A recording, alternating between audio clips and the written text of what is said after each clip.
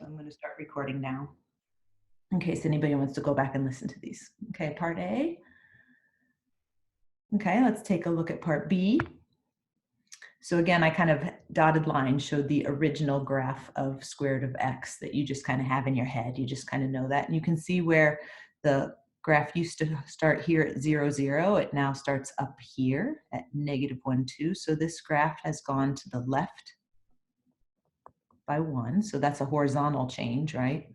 And it's gone up by 2. And that's a vertical change. Okay, so as far as our function goes, that means underneath the square root sign inside the function, we're going to have an x plus 1. That's what gives us a horizontal shift to the left by 1. And then outside the square root symbol, we'll have that plus 2. That's what takes us up by 2. Okay, questions on the transformation examples?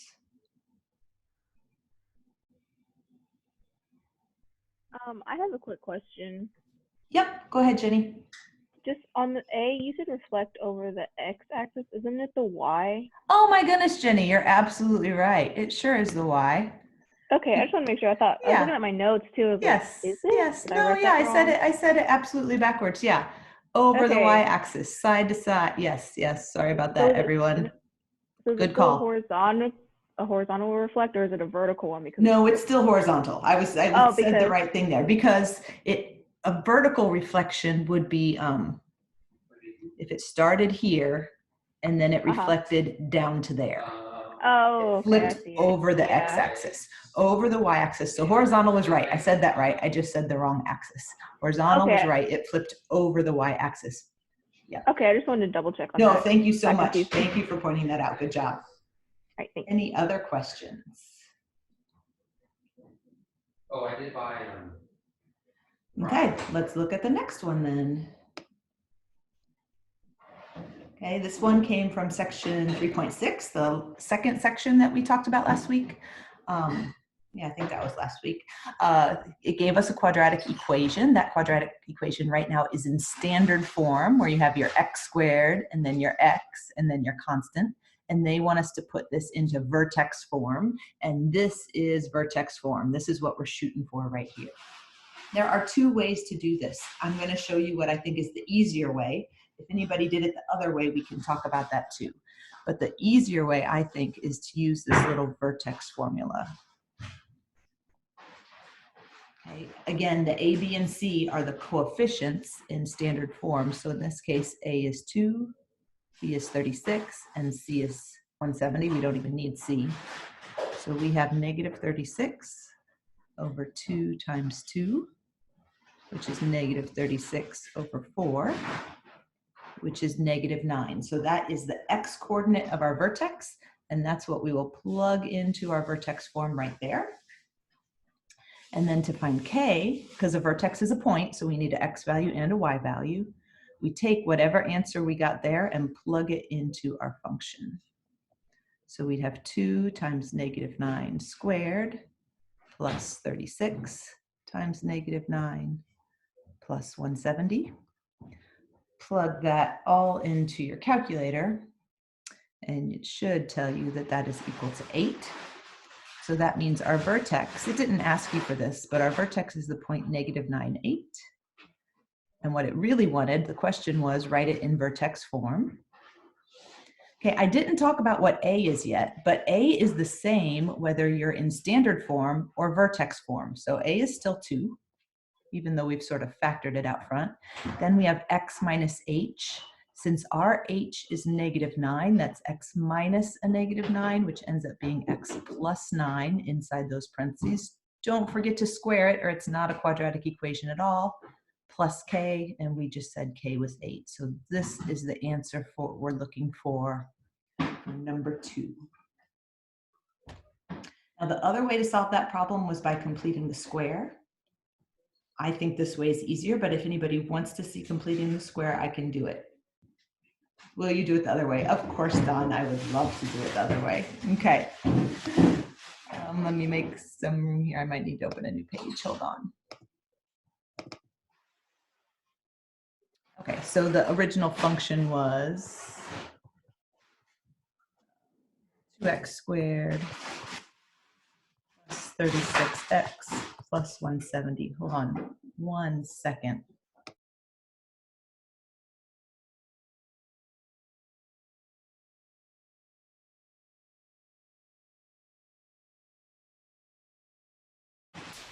Okay, so to do this by the completing the square method, first thing we would do is we would move this 170 over to the other side.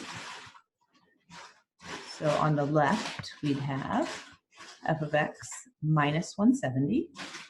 I'm going to leave a space here for what I'm going to add in on both sides when I actually do my completing the square.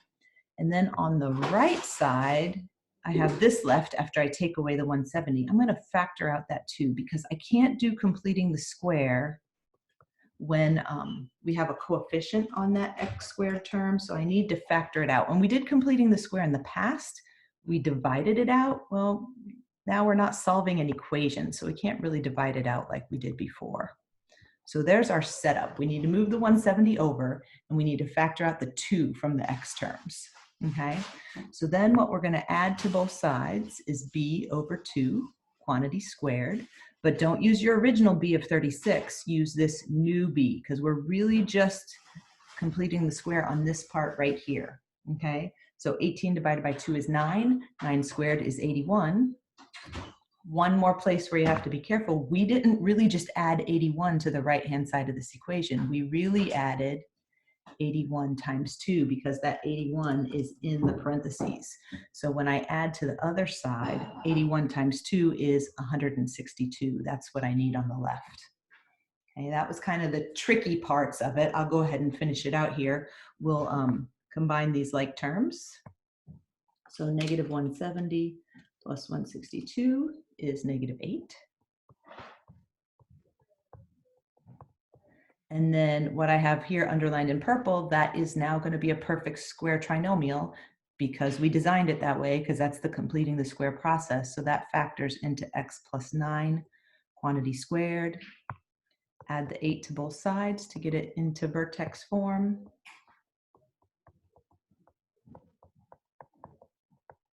And there is our final answer, matches what we got with the other method. The reason, so you're thinking, why do I even introduce this method? Because I keep saying the other method is easier.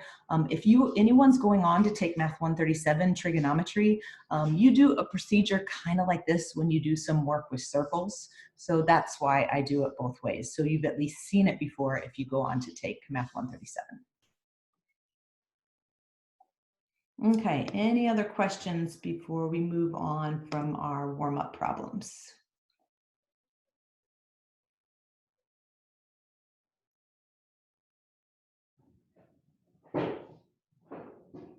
Okay, yep. Little things like that will get you done. Yeah, that's why it's kind of a tricky method. Any other questions? Okay, before we start new material, I just wanted to go over a few course policy kinds of things. Hold on, I lost my window that I needed. Now you get to see my family while I'm looking for Ivy Learn. Hold on. I thought I had everything open and ready to go. There it is. Okay, so here we are in our class. Just a couple things I wanted to point out so you guys have these available. I think I've mentioned before, Cherie had a question about the worksheet packet, and I hope I mentioned this before, but I wanted to point it out again. You can find the worksheet packets here on the home page in Ivy Learn. Right here, we are currently on worksheet packet number 3. You can either print that out and do your work on the worksheet packet, or if you don't have a printer or you just don't want to print it, you may do your work on notebook paper. Okay, either way. But you should be working on worksheet packet number 3. Please don't put that off to the end. Worksheet packet 3, when it's due, in order to turn it in, what you will do is you will go to this little link right here, click here to upload assignments. And you can see up here at the top, I have some directions on what you need to do. First thing you'll have to do is either scan your homework or take pictures of it with your phone. If you have a scanner, that's great. The phone is fine. There are also scanning apps on your phone, and the reason that they're kind of helpful is if you have to take a picture of like 9 pages of work, that's like 9 files you have to upload. Some free scanning apps that are available will allow you to scan multiple pages into a single file, and there's just one file you have to upload. So take a look at those options, see what works best for you for what you have at home. If you have questions, let me know. Then I made a little video here about how to upload your assignment, but it's actually pretty intuitive, I think. Once you have your homework on your computer, whether you scanned it or took pictures of it, whatever, when you're ready to turn it in, you'll click on this link, worksheet packet number 3. And I've already submitted it. I must have showed you guys this already because it's already submitted here. You'll click here, submit assignment, and then choose file and attach the files. If you have multiple pages, like page 1, page 2, page 3, you just keep clicking add another file until you have all your pages attached there. And worksheet packet number 3 is due on April 14th. So we still have a couple weeks, but don't put that off because you don't want to have a lot of work to do at the end. Any questions about submitting that work, the worksheet packet?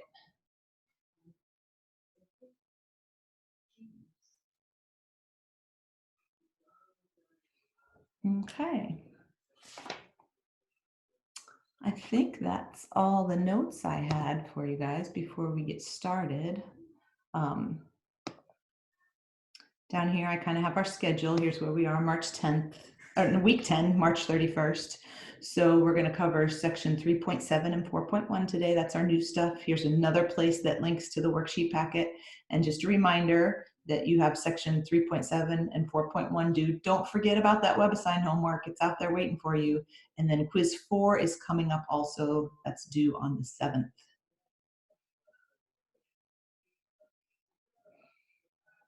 Okay, well, I think we'll go ahead and get started then. Here we are. Operations on functions, section 3.7. It says week 9 on my page. This is really week 10. So here we go. This is our first new section for the week. So it turns out we've been learning about functions. We don't have to show work on assignments except for tests. You do not have to show work on any WebAssign assignments. Your worksheet packets, you should be showing your work. But quizzes and WebAssign homework, you do not have to show any work. For the worksheet packet and for the tests, those are the 2 places you'll need to show work, correct? Okay, so we've been talking about functions. It turns out that you can do some operations on functions, just like you can on terms and factors, and that's what we're going to learn about today. These first few things are pretty intuitive. So we'll just jump in and get started. So it turns out that we can take 2 functions, we can add them together, we can subtract them, we can multiply them and divide them, and the operation that you perform there is very intuitive. It's just what you think it would be. The one thing that you might have to spend a little time thinking about is when we do these operations on functions, we might need to find the domain of the new function, the new resulting function. When you are adding, subtracting, and multiplying, it turns out that the domain of your new function is just going to be the domains of the 2 original functions put together. In math language, we call that the intersection of the 2 domains. For division, we have to be a little more careful because you're going to start by taking the domains of the original 2 functions, but we also have to make sure that we never have a 0 denominator. And we'll go over those in a minute in an example. But first, we're just going to start with these operations. On number 1A, we are given 2 functions, and we're asked to find the sum, the difference, the product, and the quotient of those 2 functions. So let's give that a try. So if we, one thing about notation here, you can see in the problem, I kind of shortcut it. I just called it f plus g. You could also write it like this. Those 2 things really represent the same thing. We're adding the 2 functions together. Okay, so we just write down f of x plus g of x. For this problem, f of x is x squared plus x, and g of x is x squared minus 3. So we just add all the terms up. This is how it's written out, but we always want to simplify if possible. So in this case, x squared and x squared is 2x squared plus x minus 3. That would be our answer that we're looking for. That is f plus g. Next up, they ask us to find f minus g. Again, it can be written like that, or if you were going to really write it out explicitly in function notation, you might see it written like this. Those two notations mean the same thing. So that means we just take our function f of x, and this time we're going to subtract off the second one. So you have to be a little careful with your signs here. There's f of x. Minus, put some parentheses on there because we have to make sure we distribute that negative sign. We have to make sure we distribute both terms of that second function. Make sure we subtract both terms of that second function. So once we do that, we get x squared plus x minus x squared plus 3. So the x squareds cancel each other out, and our final answer is just x plus 3. Okay, we can also do a product of two functions. F times g is next. And again, we could write it like this. But we just take f of x times g of x. And we will go ahead and multiply that out to see if there are any common terms, anything that we can simplify. So we'll have to use FOIL here. X squared times x squared is x to the 4th. X squared times negative 3. And then x times x squared. Oops, I forgot my sign there.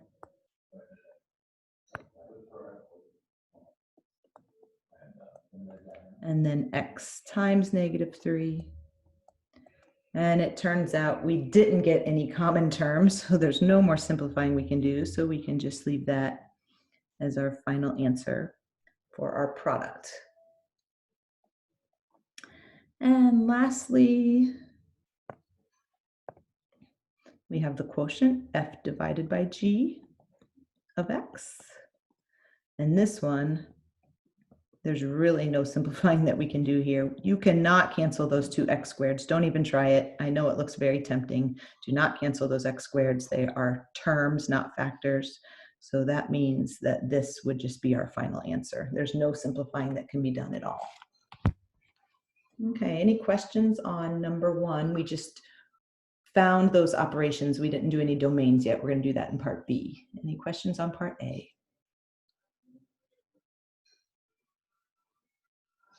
Okay, part B, we want to find the domain of each of those new functions that we just calculated. So first of all, the domain of f plus g. Well, actually, I'm going to back up. Sorry if I messed up your notes before we do that. Anytime you're going to find the domain of these combined functions, you really need to, before you even start, talk about what the domain of the original two functions was. Okay, so just go back to f and g by themselves before we put them together in any way. The domain of f of x, well, f of x is up here at the top. Here's our original function. Anybody know what the domain of that function is? A little review. So domain really is asking what numbers can I plug in for x?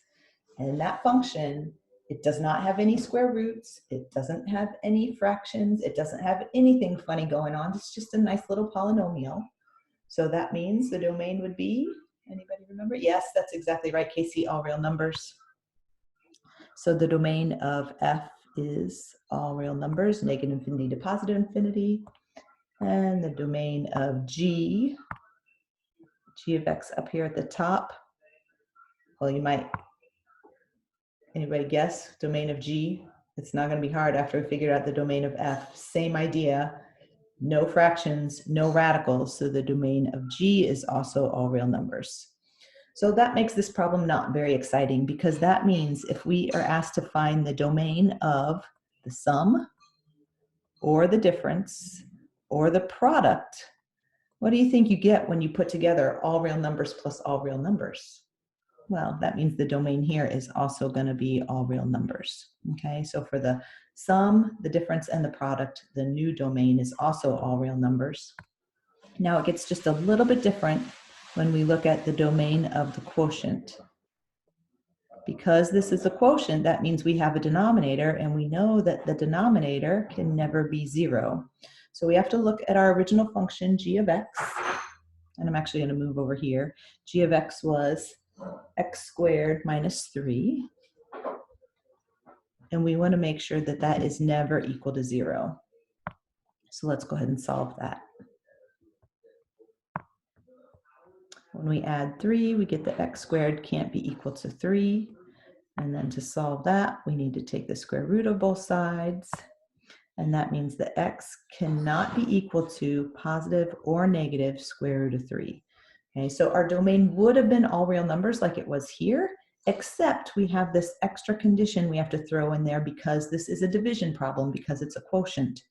So if we were to write that in interval notation, how we've been doing it so far this semester, it would be negative infinity to negative square root of 3, negative square root of 3 to positive square root of 3, and I'm going to run out of room, positive square root of 3 to infinity. That's the domain of the quotient or the division problem in interval notation. Now, for better or for worse, WebAssign introduced a new notation in this section. Okay, so I want you guys to be familiar with that, especially now that your test is going to be in WebAssign. So you're probably not going to have to write it out in interval notation. WebAssign writes this as, and it's kind of intuitive, it kind of makes sense. They use this number to say all real numbers minus, so all real numbers except for, and then they use these swirly brackets for set notation. So this means all real numbers except negative square root of 3 and positive square root of 3. So that's the notation you're going to see in this section. The way WebAssign is going to exclude just 1 or 2 values. Okay, questions on that first page of notes on problem number 1?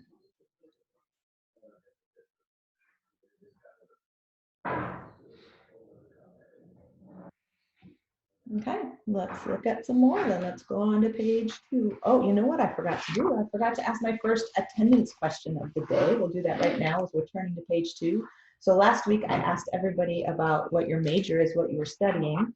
So my question number 1 for attendance this week, type it in the chat box. What is your dream job? What are you hoping to do with that major? What is your goal or your dream job?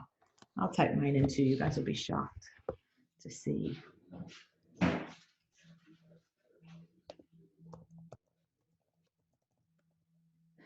Work from home by the beach. Dawn, if you figure out how to get paid for that, let me know. That sounds good. Oops, I accidentally replied just to Mike instead of everybody. Got some good stuff going on, some teachers, some authors, research, medicine, wildlife, fabulous. Sounds good, sounds good. Very interesting, guys. Okay, so that was attendance question number 1. Make sure you type that in, or if you're not here, I think everybody's here today. You guys have great attendance. Casey, not sure yet. That's fine. I didn't figure out what I wanted to do till I was over 40, so you got some time. Okay, going on to question number 2. Okay, same problems. We just have a little bit more complicated functions to start with. So this time, instead of finding the sum, we're going to start with the difference here. So we are looking right here for the difference between the two. So that's our first problem, f minus g of x. Well, f of x is 3 over x minus 4. The difference minus g of x is 2x over x minus 2. I don't have to be as careful with the negative sign just yet because I only have one term up in the numerator, but in a minute I'm going to have to watch out for that negative sign. So we've worked problems like this before when we have 2 different fractions and we want to subtract them. First thing we need is a common denominator. So that means I want the denominator of each of these individual fractions to be x minus 4 times x minus 2. So this first fraction is missing its x minus 2. And this second fraction is missing its x minus 4. Again, I'm doing this to get a common denominator. Okay, once I do that, fix up both of the fractions. From my first fraction, I now get 3 times x minus 2 on the top. From my second fraction, I get minus 2x times x minus 4 on the top, and the whole thing is over that common denominator. We're not canceling denominators here because we don't have an equation. We are just getting a common denominator. So that's our start.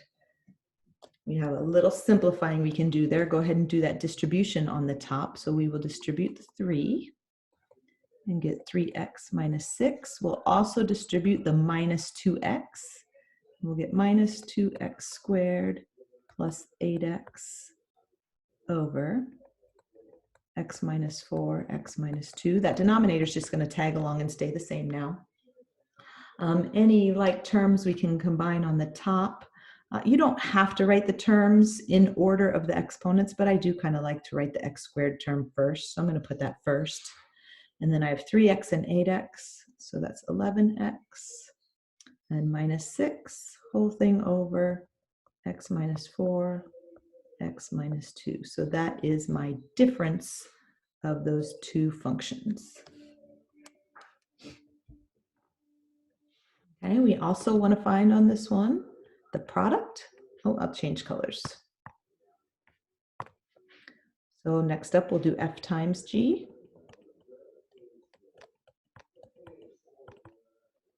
So f times g. And you guys remember how to multiply fractions? It's one of the easier fraction operations, just multiply the tops. So we have 3 times 2x up top. And on the bottom, you could FOIL that out if you want, but I'm also just fine if you leave it just multiplied together like that, okay? If you want to, you can FOIL it out, but it's fine just like that for our product. And then our last one for this section, we want the quotient again. And remember, dividing fractions, when we divide fractions, we multiply by the reciprocal. So we'll take f of x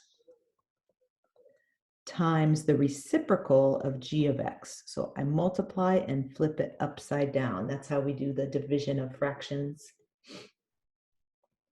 And then once we're here, it's back to a multiplication problem. So we have 3 times x minus 2 over 2x times x minus 4. Again, you can multiply that stuff out if you want to.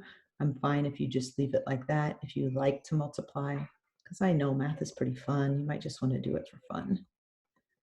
Either one of those answers would be acceptable for the quotient. Well, WebAssign wants to, I don't think WebAssign will require you to FOIL it either, Taylor. I don't think so. WebAssign usually accepts both.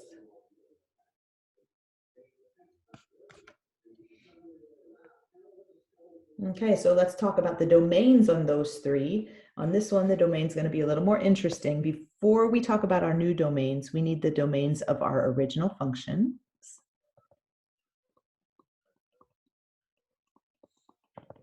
Okay, so look back up here at f of x. I'll highlight it in green so we can still see it. What is the domain of f of x? Now, it's not all real numbers this time, so there's your first hint. Anybody have an idea what our domain of f of x is?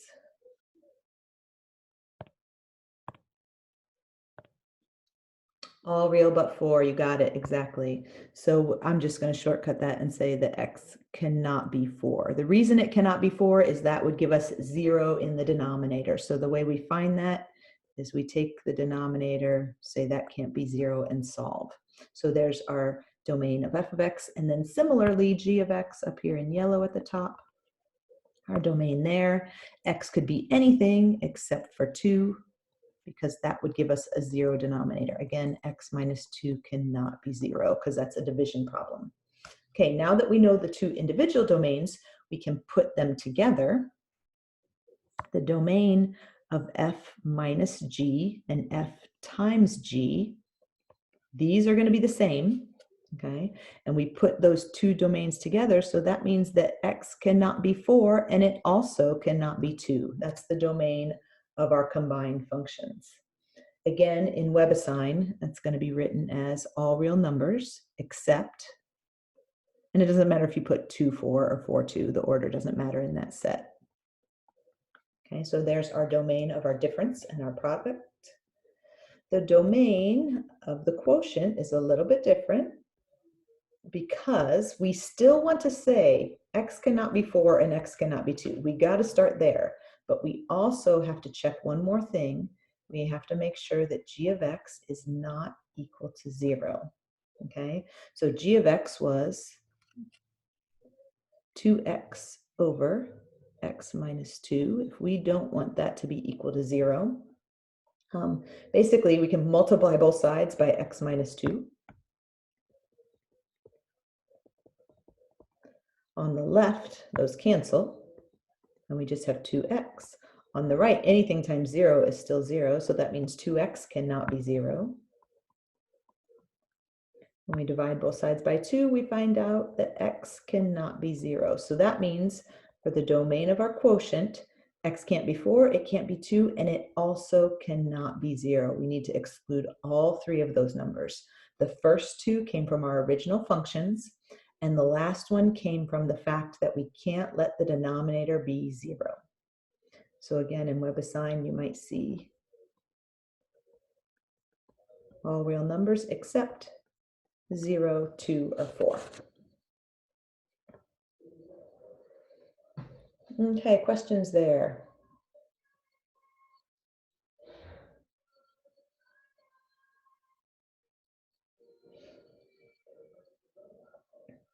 Okay, so number 3, we can do these operations on functions, and we can also do them while we plug values in for x. So far, we've just been finding sort of the general function. So we can plug some numbers into. There's 2 different ways you can go about these problems. So for this first one, you could figure out what f plus g is, just like we did on the problem number 1, and then plug in x equals 3. But I think it's actually a little easier if we first figure out what f of 3 is and what g of 3 is. Okay, so in this case, f of x is negative x squared. Be careful, the negative sign is not squared, only the 3 is squared. So that's negative 9. And g of 3, g of x is 2x plus 1. So that would be 6 plus 1 or 7.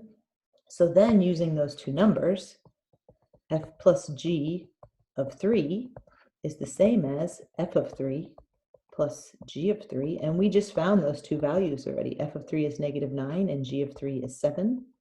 So that means the sum is negative 2. Similarly, f over g of 3 is equivalent to f of 3 divided by g of 3. And we have those 2 numbers already. F of 3 is negative 9, g of 3 is 7, can't even be reduced. So there you go. That's why I think it's easier just to calculate the 2 values from the beginning, because then you just use them over and over again, whatever way you need to in the problem. Any questions about number 3?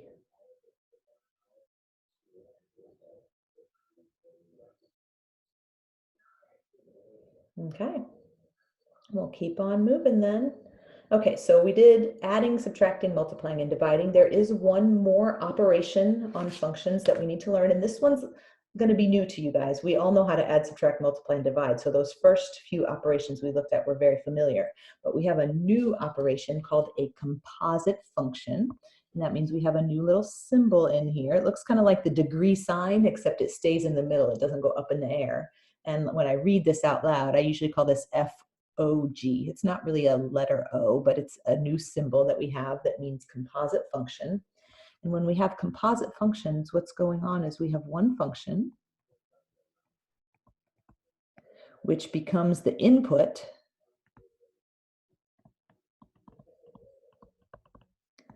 for another function.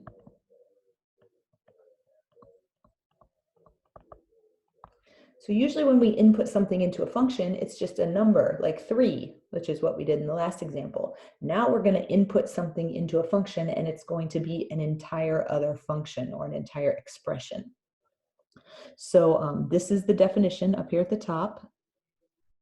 When you have FOG, that means F is your outside function and G is your inside function. It's going to be your input. And you'll see what that means when I write it out here in a minute. Let me erase that because it went over my words. Order matters. FOG is not going to be the same as GOF. Okay, so the order does matter, the outside and the inside function. And we'll talk about the domain in a second. Let's just try a couple of these first. Okay, hold on, I lost my scroll bar. I have to keep plugging in my keyboard and unplugging my keyboard. There we go.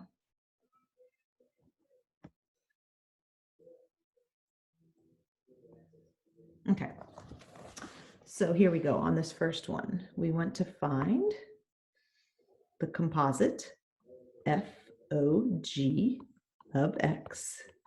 And by definition, that means F is going to be on the outside and G is going to be on the inside. Okay, and actually I'm going to color code this. Let me back up and we'll turn G of X a different color so we can really see what's going on. Okay, that's just the definition, just that line we have at the top of the page. And what I'm going to do first is I'm going to take that blue G of X and I'm going to replace it with the actual function definition for our specific problem. So that F on the outside, I'm going to leave it alone. But instead of writing the name G of X inside, I'm going to write what the function actually is for this problem. And that's the square root of X plus 2. Okay, so I just replaced the name function, the name G of X with the actual function definition. Okay, and then my next step is, now I have to look at function F.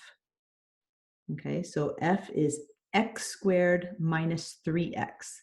That means I'm going to take my input and square it, and then minus 3 times the input again. So, oops. So I'm going to take my input, which is X plus 2, and I'm going to square it. That's my X squared, minus 3 times my input again. Oops, come on. I wanted blue.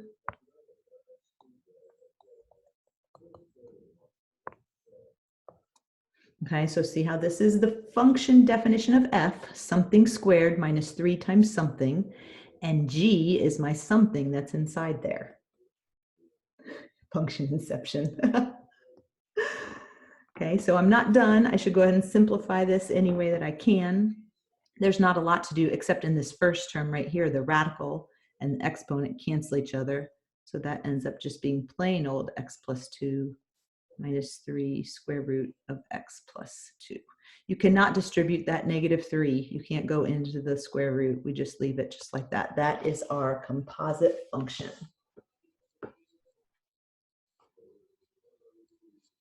Okay, we're going to do another one. This same problem, same 2 starting functions, but this time it's asking us for GOF of X. So that means that G goes on the outside this time, and F goes on the inside. Okay, whichever comes first, that one goes on the outside. So as I'm working that, I'm going to leave the G alone and just replace that F of X with the actual function definition for this problem. Oh, shoot, sorry. I hit page up. Okay, right here we are. I move my keyboard again. Okay, so I replace F of X with the actual function F of X, which in this problem is X squared minus 3X. Okay, so that took care of the inside function. Now I got to take a look at G. G is the square root of something plus 2. The square root of something plus 2, and that something in this case is our X squared minus 3X. So our final answer, there's no simplifying that can be done there. I'll just write it all in green just so it looks nice. There is our composite function, GOF of X. Okay, questions? Is there a reason that you're not taking that X squared and putting it out front? So X times the square root? There is. We cannot, so there's, go back to the rules for radicals. The square root of X times the square root of Y can be written as a square root of X times the square root of Y. That works. You can pull it out if there are factors inside there, if they are multiplied together. But if we have the square root of x plus y, that is not equal to the square root of x plus the square root of y. So you can't just take the square root of x squared. This entire expression, these are all separate terms.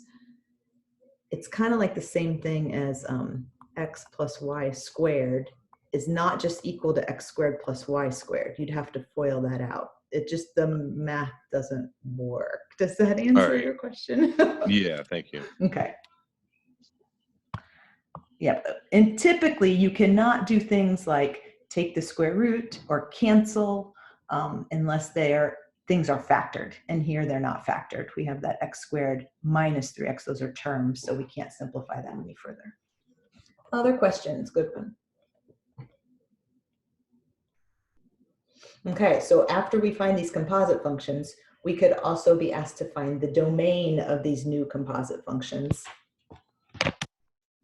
So that's what we're going to do next.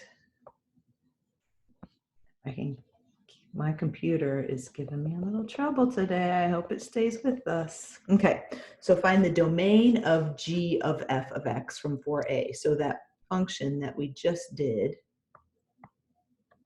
we're now going to find its domain. And I'm going to scroll back up to the top, way up here at the top of the page. We talk about, here's what we need to know about the domain. The domain of this new thing, of this new composite, is going to be the intersection. So that means we're going to put two things together. The intersection of the domain of the original inside function. So first we're going to have to find the domain of the inside function, and then the domain of the composite. And we're going to put those two things together. So here for 4b, first we're going to find the domain of the inside function. For g of f of x, for this one, the inside function is f of x. So we need the domain of f of x. F of x was x squared minus 3x. I'll just copy it down here so we have it. And again, that's one of those nice, pretty little easy polynomials. So that means the domain is all real numbers. Okay, no restrictions. Anything goes on that function. The other thing we need, there are two ingredients. We need the domain of the composite function. And that's the domain of the result from back here that we just calculated. So you cannot find the domain until you actually figure out what the composite function is. So this is asking us for the domain of g of f, which is what we just found in part A.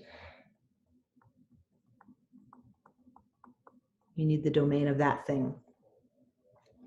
Okay, we have the domain of something with an even radical. Okay, if there's an even radical, we cannot take the square root of a negative number.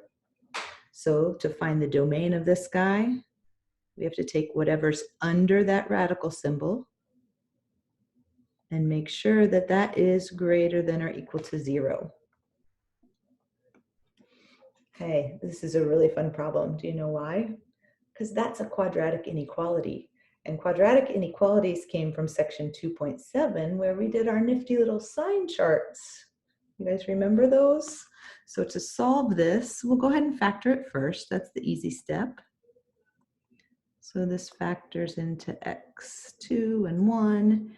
And if we need a -3, we'd need -2 and -1. And so that means our boundary points are 2 and 1. And we put those on a little table. I'm not going to do the full out sign chart while I write all the factors over to the side. I'm going to do a little bit of shortcut on you. Okay, so if you have questions, let me know. Follow along. So I need to test a number that is less than 1. How about x equals 0? I'm going to plug it in right here. So 0 minus 2 is -2. 0 minus 1 is -1. -2 times -1 would be a positive answer. Okay, and then I need to test something in between 1 and 2. And actually, we can go ahead and test these, but this is a quadratic equation. That means its graph is a parabola. That means it has to be plus minus plus. Okay, we can test all those points and it would give us but it's always a parabola facing upward with a positive a value is always going to be plus, minus, plus, okay? But again, you could test the values. So that tells me if I'm looking for where is this thing greater than 0, the domain is from negative infinity to 1, greater than or equal to 0, so I will include that 1, and 2 to infinity. So my final answer, my final domain, it's the intersection of this and this. Well, when you put all real numbers together with anything else, you just get the other thing. All real numbers doesn't change anything. So that is the domain of our composite function. I know that was a fun one, wasn't it? I got another one coming up that's not quite as tricky, okay? So we'll do another one of these, start to finish, find the composites and find the domains. Any questions before we go on to the next page?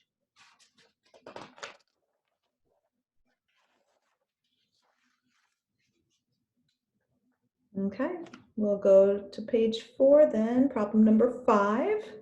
First up, we're going to find some composites, and then we're going to find their domains. So let's start here with f of g, which by definition means f goes on the outside and g goes on the inside because it came second. Okay, so leave that f on the outside alone for a minute. In place of the function name g of x, I want to fill in the actual function for this problem, which is x minus 3 over x minus 4.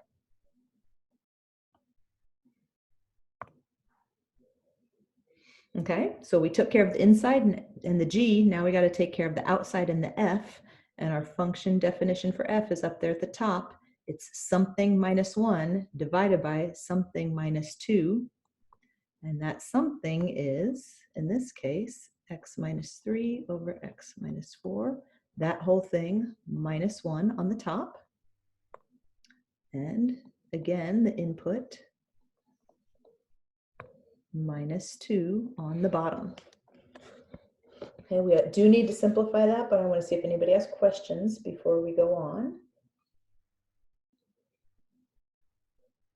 Okay, that is our composite. We will simplify it. Right now it's a complex fraction, which means fractions within a fraction. We talked about a couple different ways to simplify that, but in this case, the easiest way is going to be to multiply this entire function by x minus 4 over x minus 4.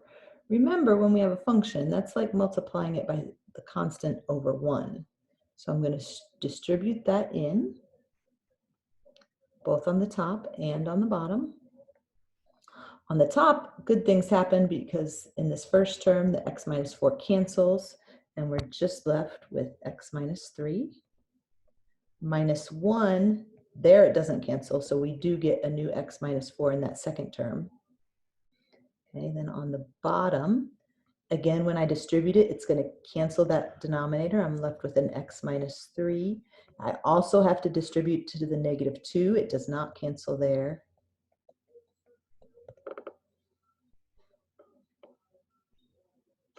Okay, so now the complex fractions are gone. All we have to do is distribute and combine like terms. So we'll distribute that negative 1.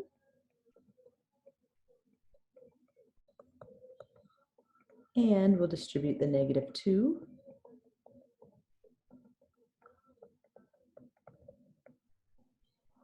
And then finally combine our like terms. Up top, x minus x, so those go away. Negative 3 plus 4 is just a 1 on the top. X minus 2x on the bottom, and negative 3 plus 8. So there is our final composite function for part A, f of g of x. Questions? Did we cancel out the x minus 3s? Nope, they are right here, x minus 3 and x minus 3. They stayed because when we distribute the x minus 4, it cancels with that denominator, but x minus 3 is left behind, and it's right here, and it's right here. We cannot cancel those again because this is not factored. This is, these are all terms. Oh shoot, sorry, jumping on me again. Those are all terms, not factors, so we cannot cancel them there. We distribute the -1 and then combine the like terms. Okay. Thank you. Other questions?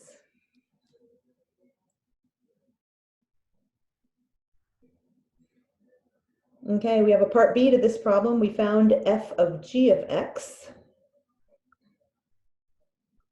Now we are going to find f of x, which seems like kind of a funny thing to say, but it works the same way. So now we're working on this one. Come on, pen.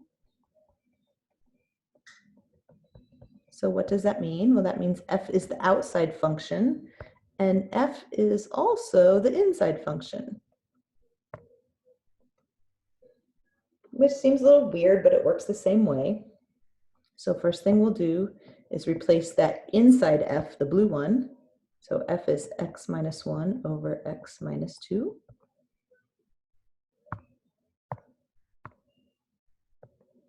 Okay, so that takes care of that inside f. Now we got to work on the outside f. So that means we're going to have our input minus 1 on the top, and our input again minus 2 on the bottom. There is our composite function. We need to do some simplifying, but that's it so far. Okay, we'll do the same procedure to simplify again. We will multiply this entire function by that common denominator so we can get it to cancel out. Distribute it up top. It cancels with the x minus 2, and it leaves behind the x minus 1. And then we distribute it again, and it stays. Doesn't cancel with anything, so we're going to have to multiply that out. On the bottom, it cancels here and distributes there. So we get the x minus 1 from the numerator, and then the -2 times x minus 2.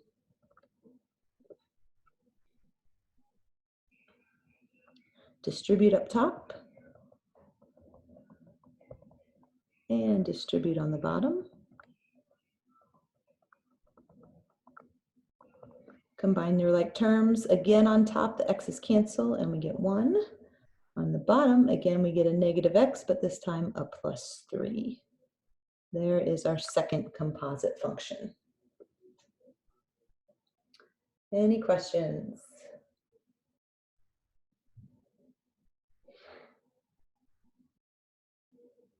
Okay, let's talk about some domains for both of those things we just calculated.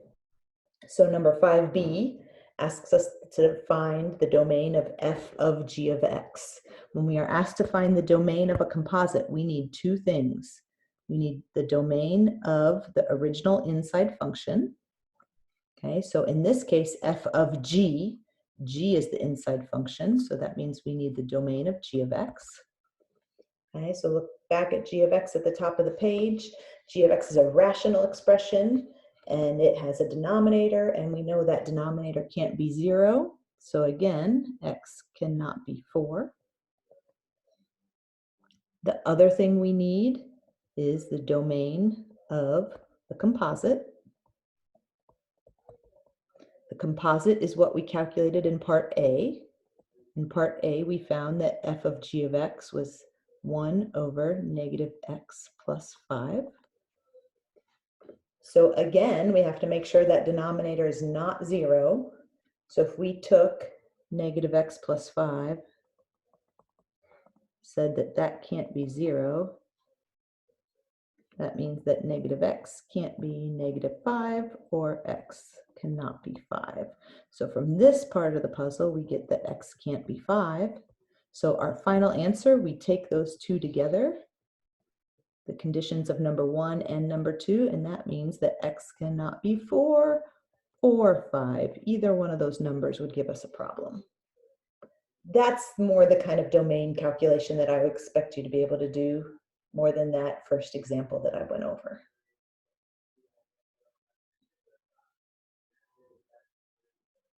Okay, let's look at 5c, the domain of the other one.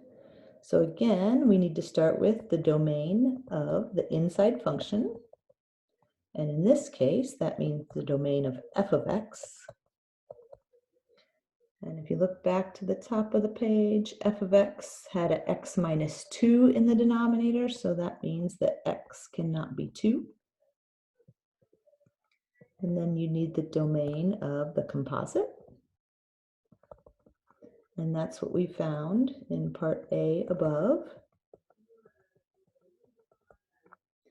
So the domain of that guy, similar to the last one, that means negative x plus 3 cannot be 0. And if you do the math, it ends up that means that x cannot be 3. So we put together the condition we found in number 1 and the condition we found in number 2. And that means our final domain is that x cannot be 2 and it also cannot be 3.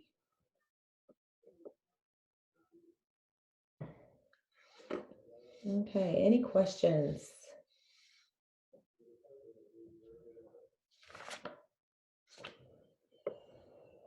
Okay, so that is it for section 3.7. Yeah, know how to do the operations on the functions, adding, subtracting, multiplying, dividing, and composite. That's the new one. That's the one that will take more practice than the others. And then you also need to know how to find the domains of each one of those, which might involve reviewing our old domain rules if you're not feeling too familiar on those.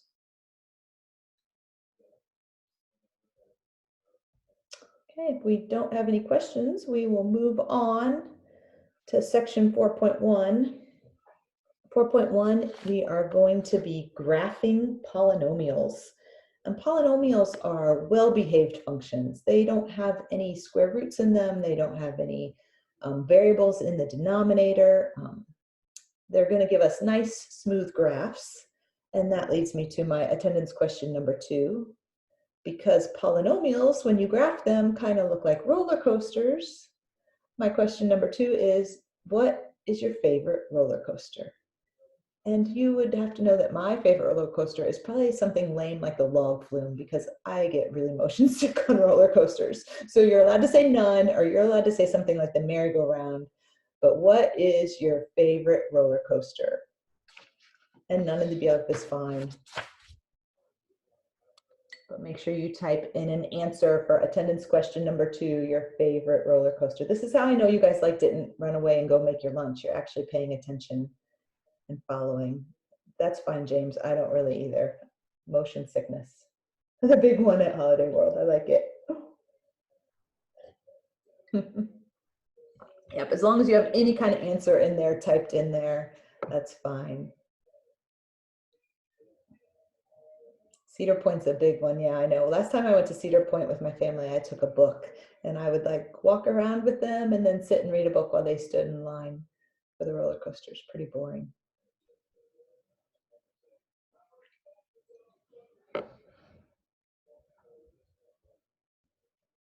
Okay. Okay, make sure you type in your answer for attendance question number 2. Not sure is a fine answer. That works. You don't have to have a favorite roller coaster, obviously. Okay, so section 4.1, polynomials. Polynomial means something with many terms. Poly means many. We're going to have variable exponents that are nice positive integers and no division with variables. This hierarchy of polynomials, you don't need to memorize this or know this. It's just some terminology. If it was a constant, that would just be a horizontal line like y equals 4. We call that a polynomial of degree 0 because there are 0 x's in that equation.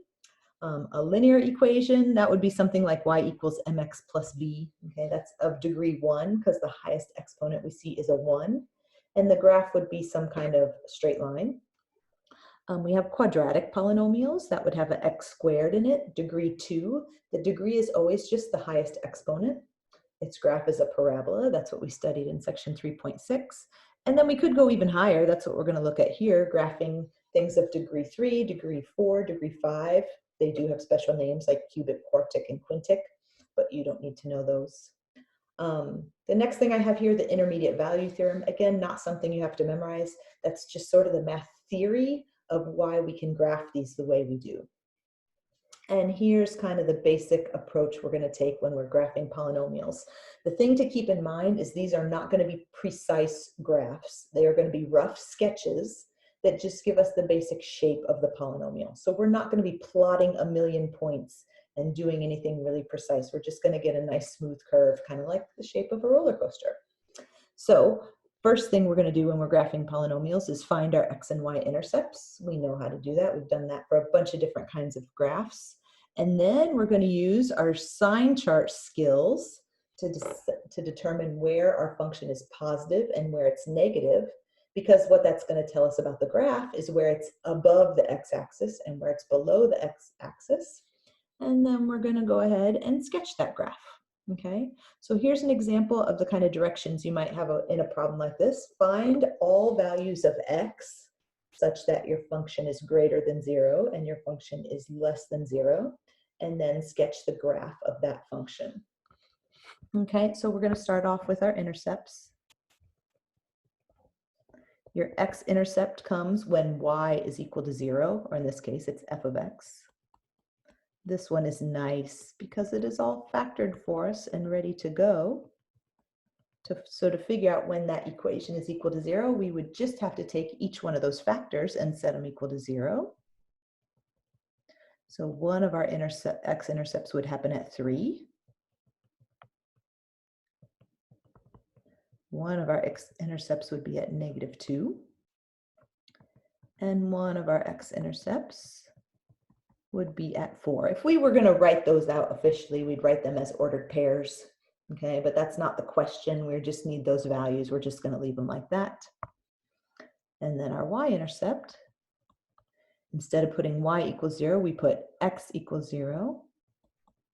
So we'd have 0 minus 3 times 0 plus 2 times 0 minus 4.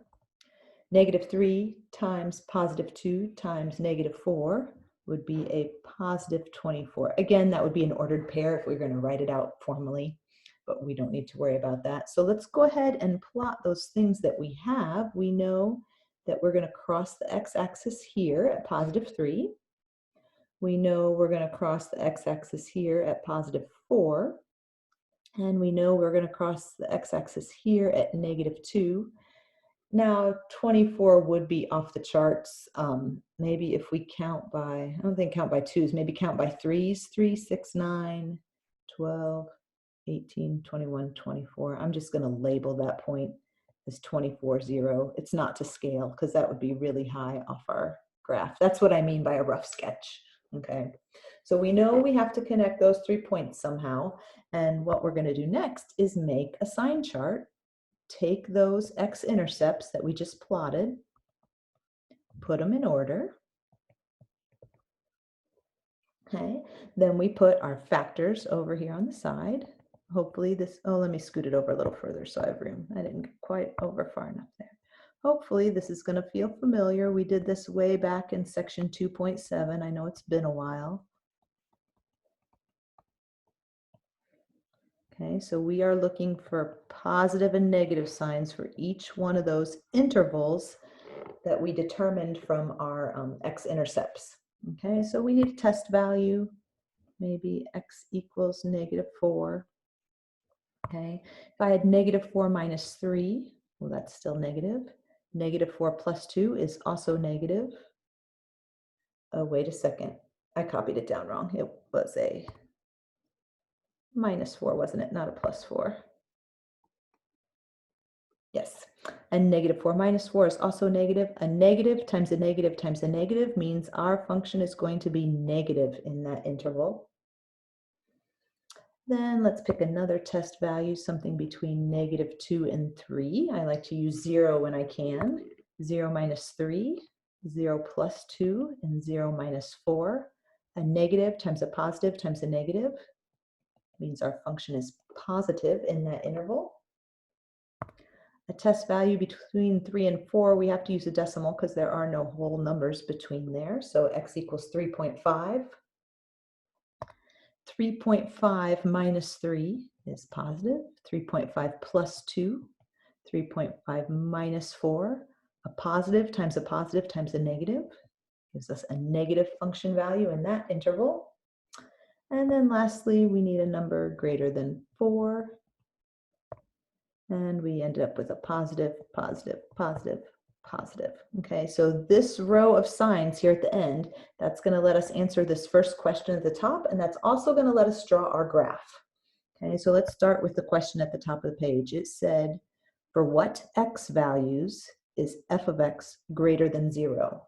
So it's asking you to report the intervals with a plus at the bottom. So that would be this one right here, which starts at -2 and goes to 3. And it would be this one right here, which starts at 4 and goes to positive infinity. So our graph is positive in those intervals. That means our graph will be above the x-axis when we go to draw it in those intervals. And it also asked us to state the x values where our function is less than 0. So that means we want our negative columns. So that would be from -infinity to -2. And also from 3 to 4. Okay, so those two statements answer our first question at the top, and then it asks us to sketch the graph. So how do we take all this information and actually turn it into a picture? Okay, well, it's these, again, these symbols right here in this row. Okay, so we have to connect those 3 x-intercepts that we already sketched in there. We have to connect them from left to right, from smallest to biggest. Okay, don't draw on your paper yet because I'm going to erase this as I come in. So if I'm going to come up to this first x-intercept at negative, what was that, -2, I can either come from this direction or I can come from this direction.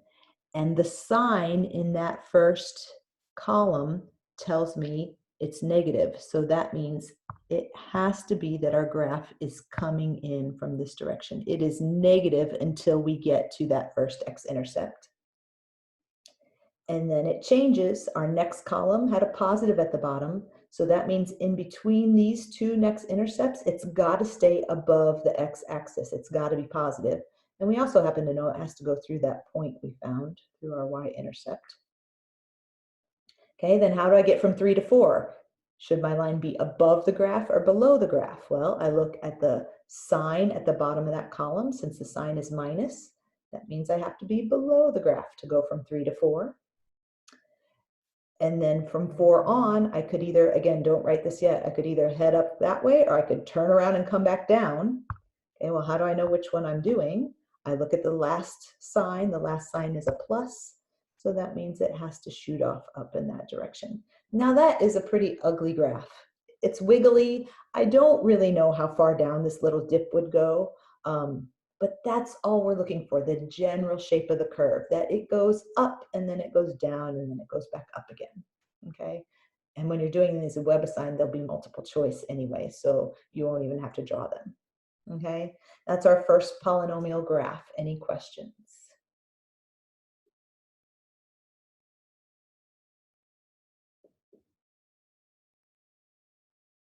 Okay, let's do another one then. I did have some notes written at the bottom of this page, a couple reminders. Well, I kind of said this at the beginning too, but your graphing technique is going to be 1, plot the intercepts. 2, use your sign chart to connect your x-intercepts in order. And then 3, just remember your curve will be smooth and continuous.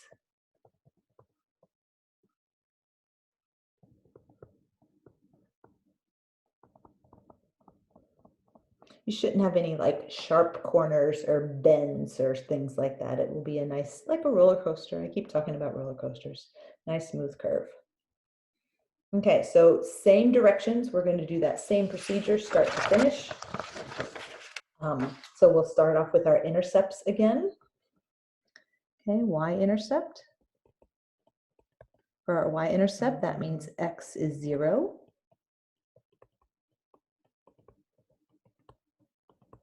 You might probably don't even have to write that out. If you see in your head the x's all go to 0, you'll see that the y-intercept is -4.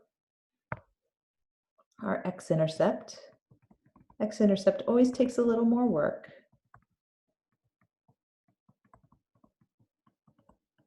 The last one was nice and factored for us. This one, they're making us do the work. So when we have 4 terms like this, we really only have one technique that works to factor something like that, and that means we're going to factor by grouping. So we sort of like chop it in half right here, and we look for what do the first 2 terms have in common, and we can factor out an x squared. What do the second 2 terms have in common? We can factor out a -4. And then we can take another step. Now we have the x plus 1 comes out front, and x squared minus 4 is left behind. And then one more step. We then have the difference of 2 squares there. So x minus 2 and x plus 2. And that means our x-intercepts would be -1 comes from that first factor, +2 from the second factor, and -2.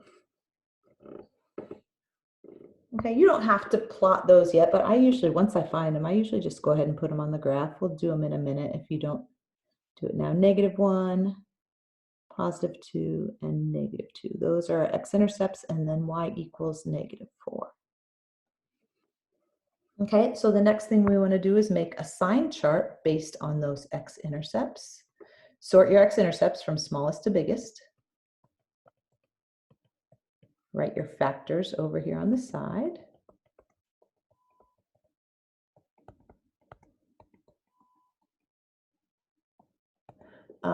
I'm going to show you guys a shortcut for this sign chart. Okay, go ahead. If you want to keep working that, go right ahead. But I'm going to pull up the calculator. This is a new fancy thing I got now that we're online. This is your TI-30XS Multiview. So anybody who has this, you can use the table button to make your sign chart. I already have something in there, so I'm going to clear that out. And you would type in our function, and you can put in the original function or the factored version, it doesn't matter. But we had an x plus 1 in there.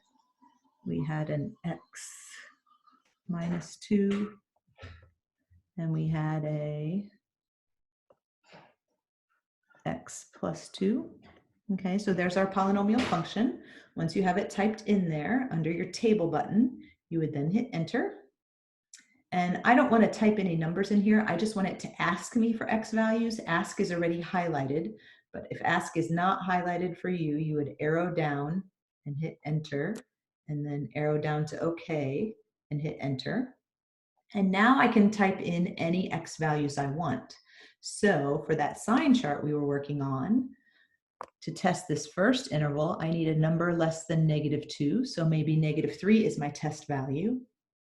So I can just type, well, -3 is actually already there. If it wasn't there, you would type it in and hit enter, and it tells us when x is -3, y is -10. So I know I don't need to figure out all these individual factors. I know the answer is negative for that interval. And then we need a test value between -2 and -1. That would be -1.5. So I can type that in, -1.5, and hit enter. And you see I got a positive answer. So that means this interval is positive. Here my test value would be 0, or whatever number you choose that's between -1 and +2. So when I plug a 0 into my table, I get a negative answer. So that means this column is negative. And then here I want a test value bigger than 2. And when I plug 4 into my table, I get a +60. So that means this is plus. Do the signs always alternate positive, negative? Not always. A lot of times they do, but not always. And we'll see an example in a minute that doesn't. But there are our signs for our sign chart. And so again, we want to answer the question, where is our function greater than 0? So that would be the columns that have a plus at the bottom. So -2 to -1 and 2 to infinity. Where is our function less than 0? That would be the columns with a minus at the bottom.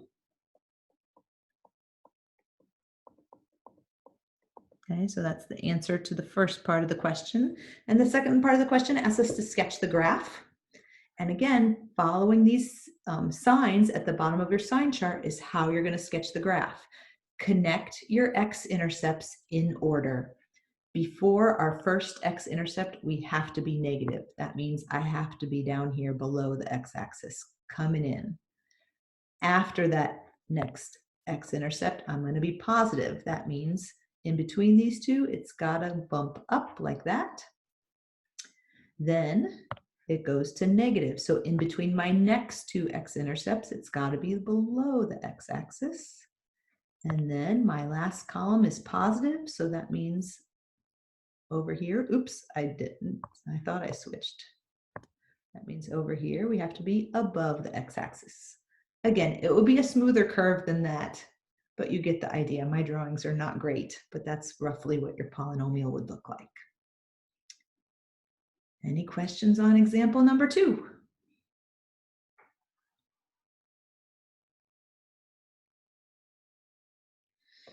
Okay, we do have some fun facts about polynomial graphs. So there are other ways to graph polynomials also.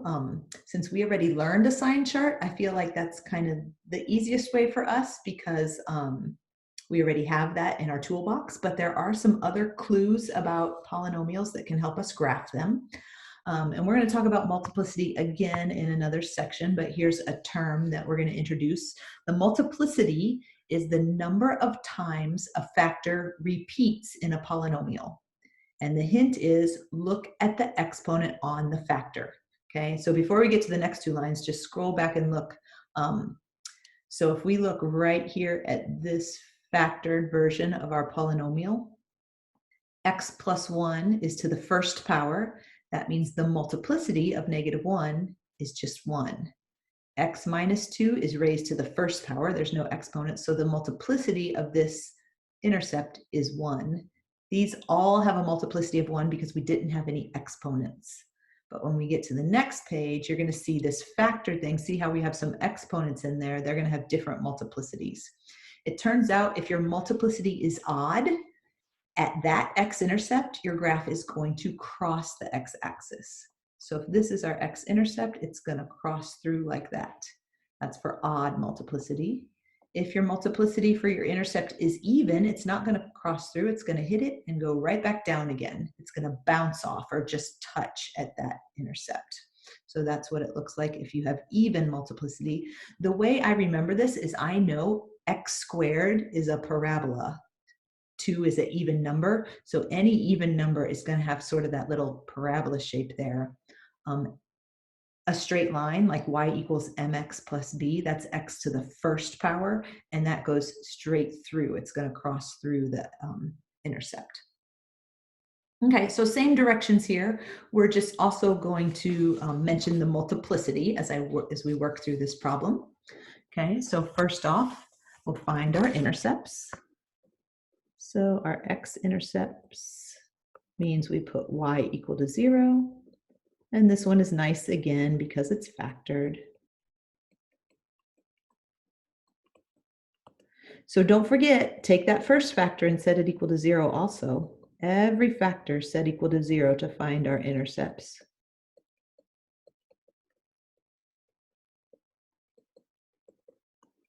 Okay, for this first one, we technically would take the cube root of each side to solve that, but the cube root of 0 is still just 0. So there's our first x-intercept. This next one, again, we take the square root of both sides, but we still just end up with 0. So there's our second x-intercept. And the last one, we just subtract the 3. So we have 3 x-intercepts on this graph, and it asks us to state the multiplicity of each root. A root is an x-intercept. They are the same things. So this one has a multiplicity of 3 because there was an exponent of 3 on the original factor. This next one has a multiplicity of 2 because there was an exponent of 2 on the original factor. And this one has a multiplicity of 1 because x plus 3 didn't have an exponent. That means it's just raised to the first power. What that tells us is these two odd multiplicities. That means we know for sure that our function is going to cross the x-axis at those points. Here where the multiplicity is even, it's not going to actually cross. It's going to touch the x-axis and then just turn right back around the same direction it came from. So those are hints that can also help us draw our picture. That's what we're talking about when we mean multiplicity. We'll find our y-intercept. 0 cubed times 0 minus 2 squared times 0 plus 3. Well, anytime we're multiplying anything by 0, our y-intercept is going to be 0 also. Okay, so let's go ahead. I guess we'll make our sign chart. Again, you can do this on your multi-view calculator using the table function. Make sure you put your intercepts in order from smallest to biggest. Make sure when you put your factors out here, you include those exponents. Don't just put x or x plus 2. You need it exactly as it's written in the polynomial.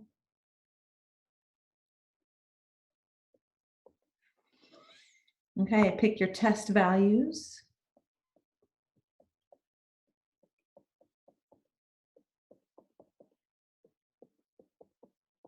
Okay, don't have to be those exact test values, whatever you want.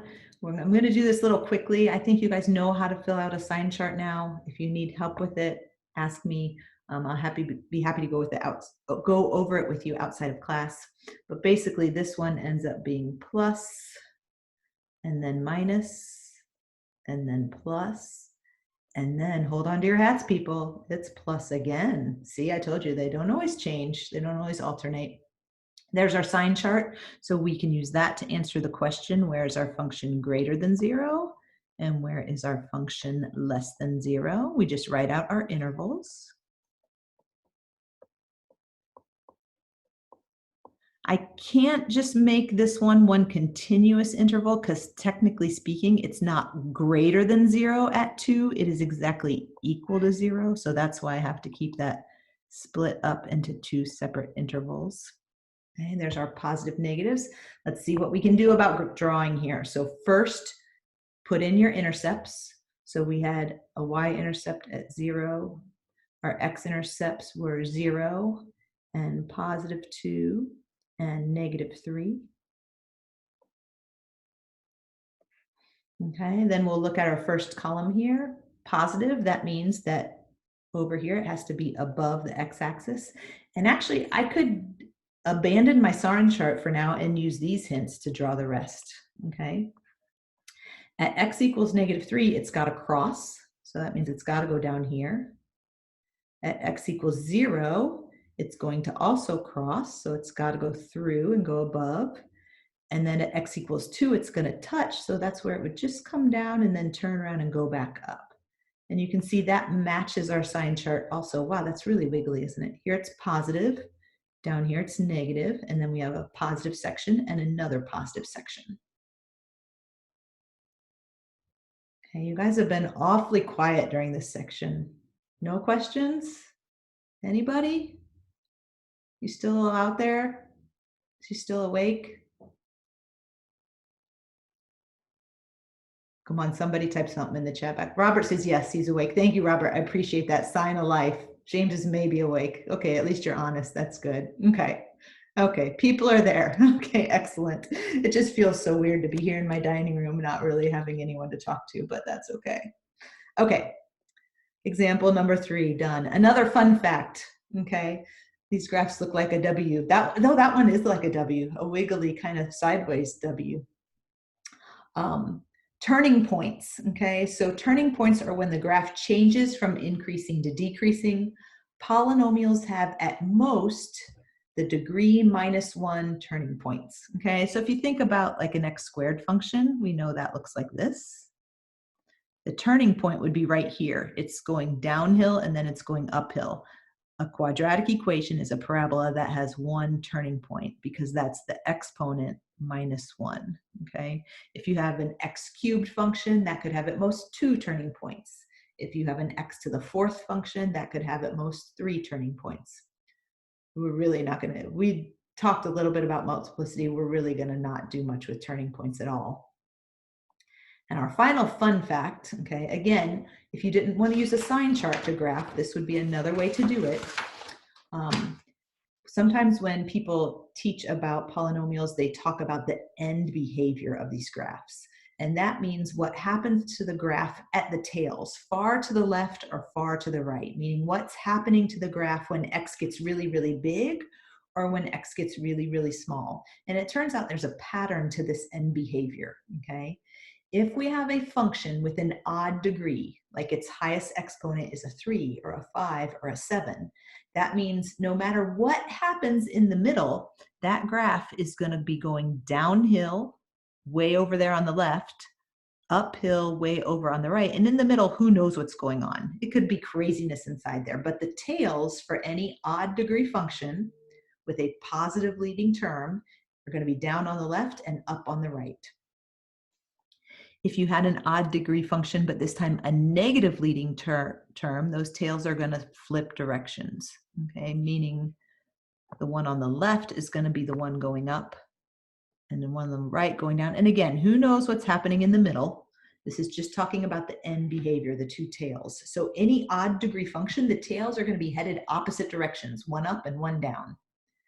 The leading term and its sign tells you which directions. If it's a positive leading term, it's going to be down on the left, up on the right.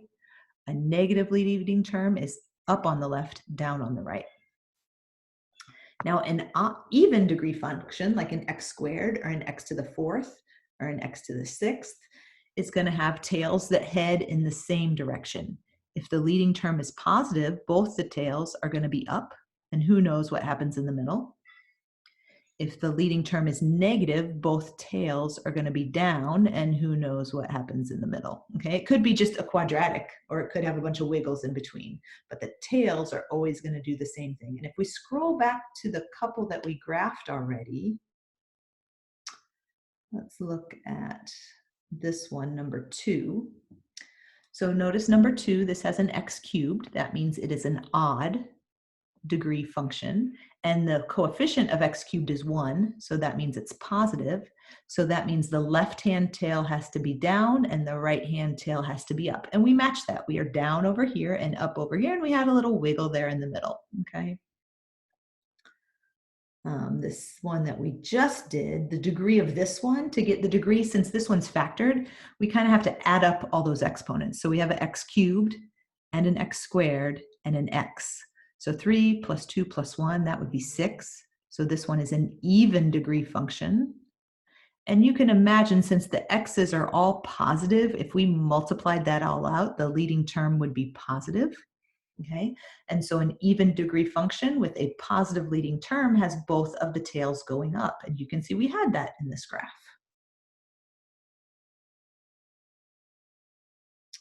So we're going to do one more example, and on this one we're going to use the end behavior and the multiplicity to tell us the graph rather than working out a sign chart. Okay, so this is just another way you could graph if you wanted to. We always start the same with the x-intercepts and the y-intercepts. So here x-intercept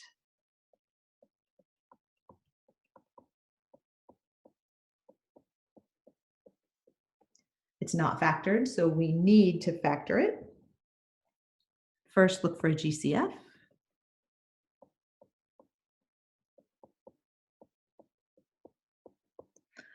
Once we pull out a GCF, we can factor again. We have a trinomial in there that factors one more time.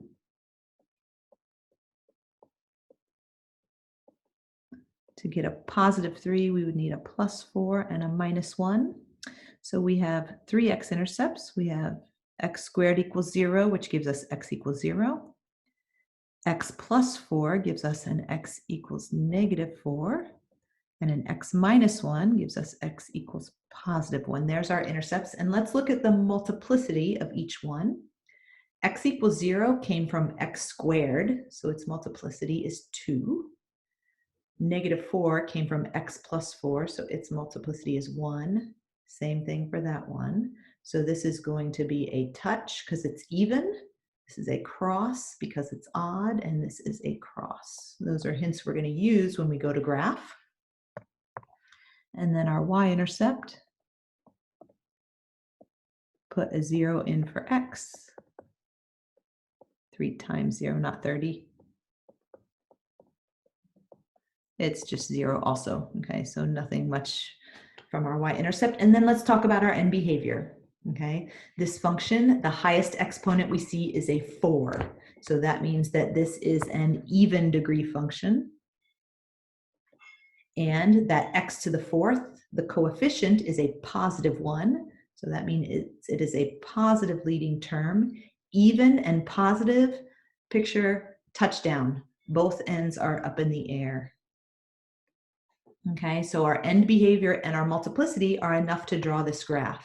So sketch in your x-intercepts. We had 0 and -4 and +1. End behavior tells us what has to happen with our leftmost x-intercept and our rightmost x-intercept, our extremes. If the tails have to be up in the air, that means both of those ends have to be headed up. And then our multiplicity will tell us what happens in the middle. So at -4, we're going to cross. That means we have to go down. At 0, we're going to touch. So we don't cross there. We just turn around and come back down again. And at 1, we're going to cross again. Oh, that's so terrible. Let me see if I can draw that a little bit bigger. Maybe if I zoom in.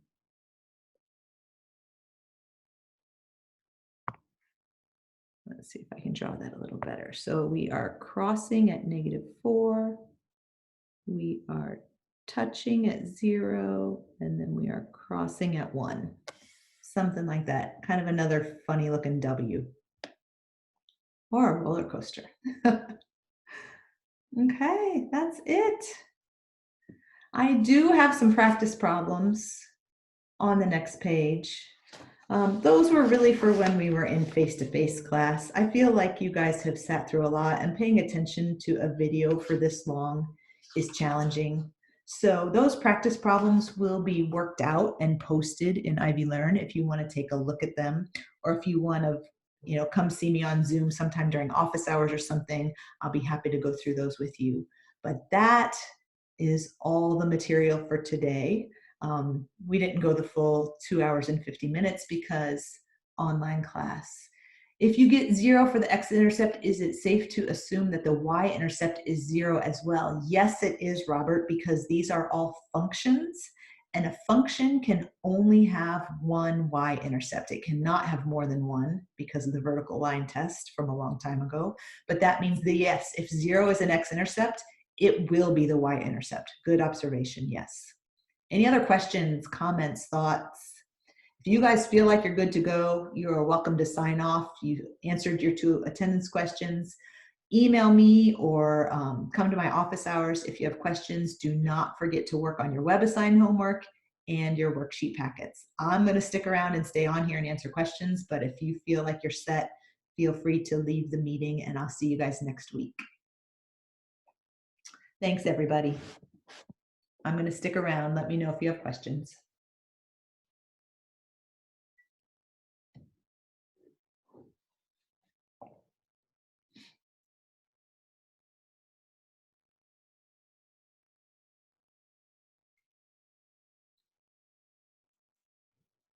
Hello. Hello, is that James? Yeah. How are you, James? Oh, great. I'm glad to So hear it. this was over the last homework, actually. Okay. Today. I was Yep, going to help me with one of the problems. of course. Which problem were you looking at? The last one on the last section. It's 3.6 last problem? Okay. Yes. Okay, let me pull it up here. Now yours will have different numbers than the one I pull up here probably, but it will, it should still work in the same way. So let me see. Now I'm going to request an extension on my homework. Manual extension. Oh, I want an automatic extension. Okay. Okay, second, let me see it. number 7. Okay.